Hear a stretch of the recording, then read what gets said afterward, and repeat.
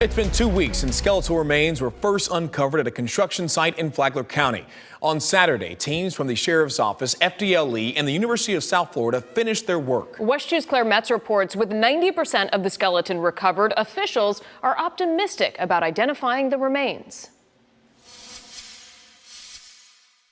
I'm just amazed at the amount of the skeleton that was able to be recovered. Sheriff Rick Staley described the search area at the Toscana construction site in Palm Coast as the size of a football field.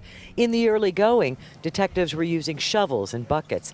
Then the forensic anthropology team from USF came in, along with front-end loaders and a water sifting system that quickly separated bone from other material in the dirt. We have recovered enough of the skeleton to be able to identify this individual either through dental records or through DNA. We know the remains are of an adult, and Sheriff Staley says they now know whether male or female, but that has not yet been revealed.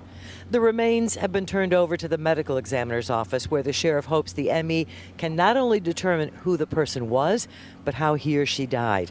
There are 5 open missing persons cases in Flagler County. Hopefully the DNA either we have in our case file or it's in a database that we can identify the individual. In at least 2 of the missing persons cases, there was some connection to the area where the bones were found.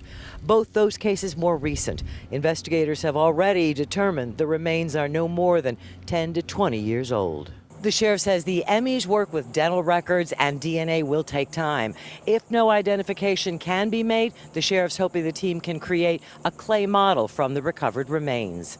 Claire Metz, WESH 2 News.